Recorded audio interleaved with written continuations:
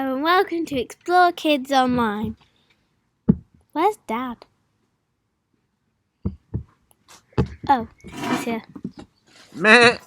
Why are you dressed as a goat? Meh. Why are you dressed as a goat? Meh. Why are you dressed as a goat? Meh. Meh. Meh. Meh. Meh. Meh. Hello. I'm dressed as a goat because there's a goat in today's story. Is there? And we're going to tell that story in just a moment. How are you today?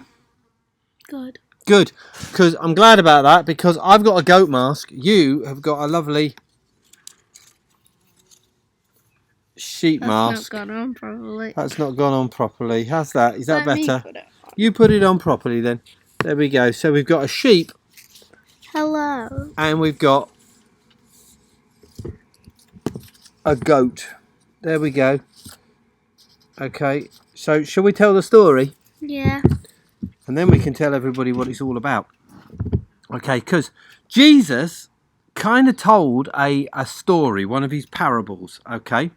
And he said, but really what he was doing, he was describing the time when God will be the judge of all of the things that people have done, okay? So he said that he was going to separate the sheep from the goats. Now, I think the sheep, they were representing the Christians.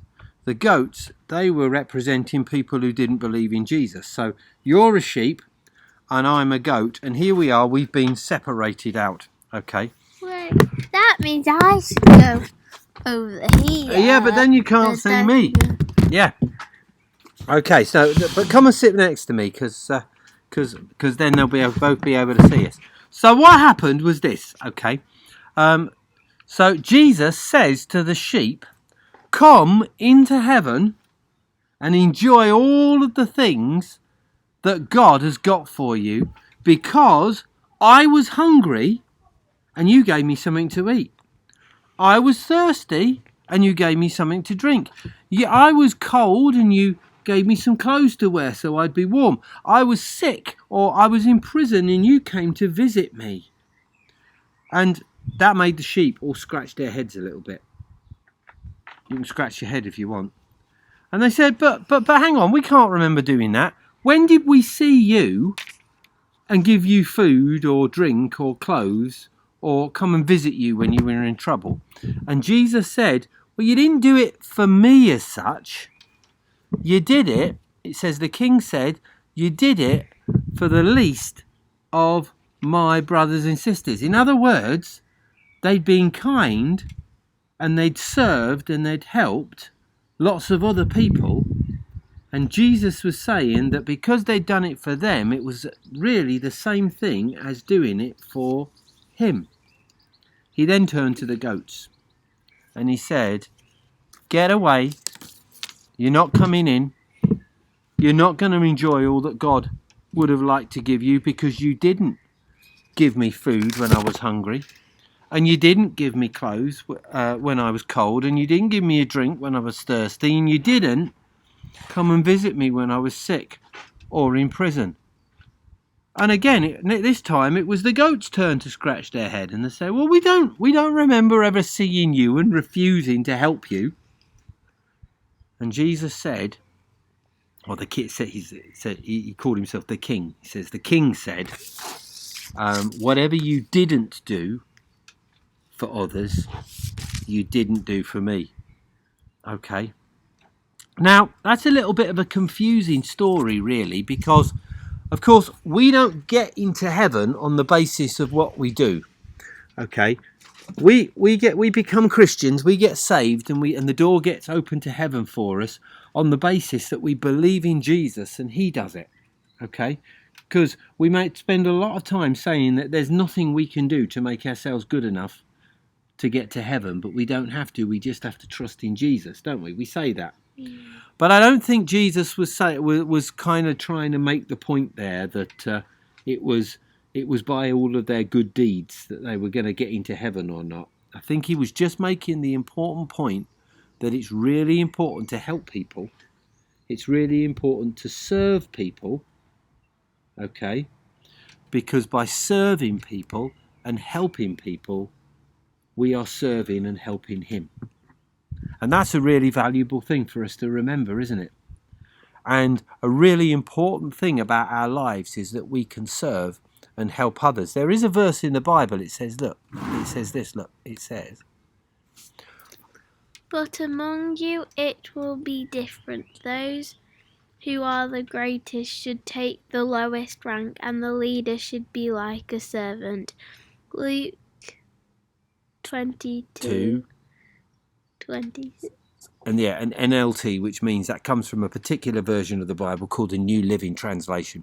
Then there's a bit that goes in before that, where Jesus says, if you look around at leaders and people in authority around the world, you might see them, thinking that they're very important and strutting about and treating other people like they're not as important as they are. Jesus was saying, actually, as Christians, we don't do that. We treat other people, we put other people first. Even if we have got him like a very, very important Even if job. we are important, because the most important people are the people that serve, the people that help, the people that put other people's needs before even if you're the their Prime own. Minister. Yeah, even if you're the Prime Minister, or any important person really is there to serve the people. And and I'm not suggesting actually that the Prime Minister or any of those people aren't doing that. I'm just saying that for Christians especially, we want to remember that if we want to be important in God's kingdom, then we actually have to put everybody else first and serve them and help them and be like the servant. Should we have a song? Yeah. Excellent. Okay, here we go then.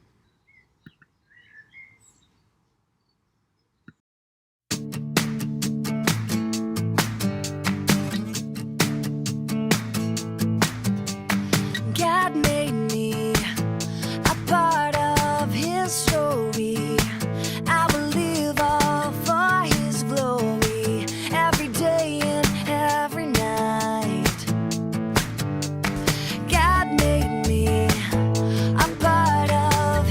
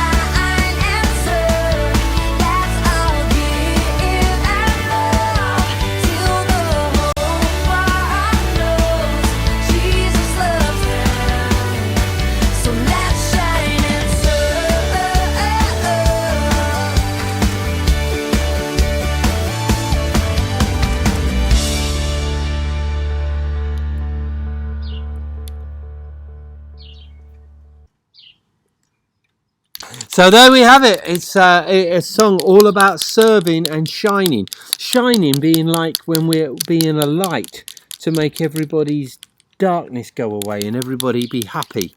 And of course, serving is helping people and putting other people first. And something that verse that we showed a minute ago, of course, should teach us is that it's actually a privilege to serve. It's actually something that we should be proud that we're able to do. A privilege to serve. Luke A privilege to serve. 26. Yes, and I say that because look, that is on our craft that we're going to show you how to make now. And show them again what it does. It's a little clapper, and that's because we can give ourselves a bit of a clap because we serve, trying to serve others. Although of course we're not doing it so that we look good or so that everybody thinks we're marvellous. We're doing it for Jesus. Can I show them how it makes the noise? Yeah, go on. There are 2 buttons on the finger, and when they hit together, they make a noise. Fantastic. And we're giving Jesus a big clap by serving and helping other people. Right, okay, so in order to do this craft, you need a sheet of card. Now this is very important. It's card because I did one of these. I did one of these on paper. And it didn't work. And it didn't really work because it wasn't really stiff enough. It was all too a bit floppy, and so the buttons weren't really clipping together. What we do is you fold it in half. Yes. Then get a pen or a pencil. I haven't got a pen. Didn't bring a pencil. I'll have to use a felt tip. Okay, just draw around. And you draw around your hand. Oh, they can't see. Oh, hang on. There we go. Draw around the hand. Now, what I've done is I've folded this bit of paper in, this bit of card in half. And that way, in a minute, when I cut it out, I'll do two at once. Which saves a bit of time. Saves you drawing around it twice. And are you going to do it? It's a bit tricky. I know, that's why I'm going to start it off. Okay, then the next thing you do while you're cutting that out is you need a stick. Now, I think actually a lollipop stick is lollipop sticks are probably better, but I've got just a garden stick, and I actually want 2 of them, and I'm going to show you why. But I don't want 2 of them. I just need 2 halves. So I'm going to break it in half. But if you're using lolly sticks, you want 2 lolly sticks. Okay. I mean, interestingly enough, the picture on the internet where I saw this craft only had 1 lolly stick, but I've got no idea how they did that. No idea whatsoever. How you doing? Do you want me to do it? Will I be a bit quicker? Yeah. Okay, you've done a good job there, but let me just finish off. Fingers. Ah! Be very careful with scissors because they're sharp and they're dangerous. The kid did better than the adult. Didn't he? But although, despite that, it's probably worth saying that actually scissors are sharp and you might want to get an adult to help you. Particularly if you're trying to do 2 bits of card at once, which is not easy to do, okay, because it's so thick. There we are. We're cutting 2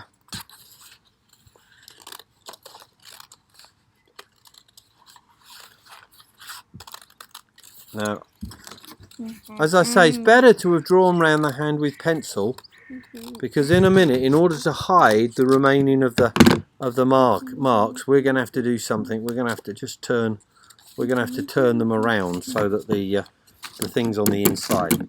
Okay. Then what you need to do is you need to stick the sticks in roughly in the middle. But what they're going to do is they're going to go sort of side by side like that. One stuck on one side, one stuck on the other side, because that's the only way I could work out that you put them together. Okay, and then we'll stick a bit of sellotape round there. So I've got some sellotape. Okay, and I can get the sellotape. How do you do it when there's one on both of the hands? Well, I don't know. See, this is the thing. I didn't know how on the internet where I found this craft, because most of them, if I'm honest, I pinch most of them from the internet. I saw that they were just using one. One seemed to be using just one lolly stick, and I couldn't quite work out how they did that. Unless, of course, it was two that they'd stuck together, lolly sticks that they'd stuck together like that. Okay, that might have actually explained it. Okay, in order to get them together and in the right place, I'm going to put them together like that. Stick the second stick in like that next to it, and then I'm going to make a little crease up the side of that second stick like that. Yep. And then when I take it over like that, I know that I can stick it on there. I mean, it doesn't have to be exactly aligned, but we don't want it to be massively out, do we? So there we go. I don't think I've done that right. Can I have a second bit of sellotape? I don't think I've done that right. First, second or third line? Second. Because we don't want the sellotape to be too long. Ooh. There we go. Right. So sticking on there, and there we have it. And then we're going to put them together like that. That's sellotape. And then I want another bit of sellotape just to pop them together. Can you see that they're not perfect, but they're pretty much lined up that way? It went a bit wrong. That's okay. That won't matter. That won't matter. Can you see what I'm doing? I'm just putting a bit of tape round the two. Oh. Just putting a bit of tape round the two sticks, just to put them together like that. Why did you have to sing that? Because I've got a beautiful voice. Yeah, all right. Did you see that? Look, she rolled her eyes there. You know. Right, okay. Not the neatest job, but doesn't matter. Right, how do we get the clappers? How do we get the clapping noise? Because it's making no clapping noise at the moment. So what do we do now? Well, we need some buttons. And it just so happens we've got a selection of buttons here. Because Ellie's mum, she has a big tin. Your wife. She is my wife, yes. She has a big tin of buttons. So we need to select two buttons that are roughly about the same size as this this middle finger here. Okay? And roughly the same size of each other. To be honest, those two are about the right same size, aren't they? Yeah. Okay. We're going with these. We're going to go with those. So what do? I do it. You do it. You glue. Actually, you need 3 buttons. Oh yeah, well you can have 3 buttons. Meanwhile, while Ellie's doing that, and what are you going to do, Ellie? I'm going to stick them on the fingers, on the inside of the clappers. Finger there. Okay, put that on there. Button there, on that finger. That finger. Then we turn it upside down, and you want one on the other side. While she's doing that, I'm going to cut. I've got a little bit of scrap paper here because I want to cut a little bit of card. Because if you remember on here, we've written that it is a privilege to serve. Luke 22:26, which is the verse that we showed you. So I'm going to just write that on here. Go on, have a go. Not. Does it work? Yeah, works fine. A privilege to serve. And what was the verse again, Ellie? Luke 22:26. 22:26. It says, whoever wants to be great in God's kingdom needs to be everybody's servant, needs to serve everyone else. Which is where, if you want to, you get your 3rd button on Yeah. this piece of scrap paper. Yeah, Glue your button. yeah. And then what you're going to do with that? Stick it on there. On your little sheet of paper, find a spare spot and stick it on. That's brilliant. Like that. And then we're going to stick that to the front, like that.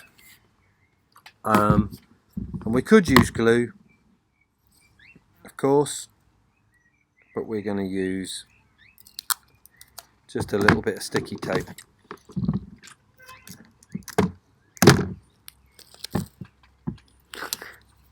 That's one.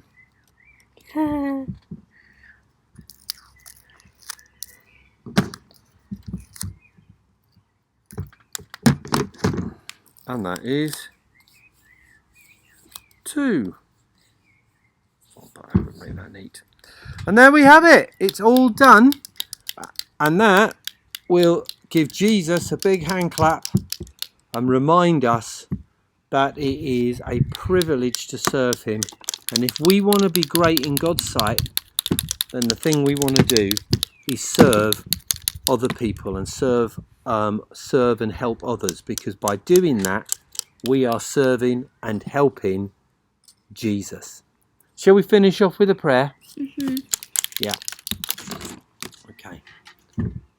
Father God, thank you that actually your kingdom's a bit topsy-turvy. Instead of making ourselves out to be more important than everybody else, in your kingdom the way to be great is to actually make ourselves the least and help and serve other people by putting them in front of ourselves and before ourselves. And sometimes that's not an easy thing to do, because sometimes we can be a bit selfish. So I pray, Father God, that you'll help us to always think of others before ourselves. Amen.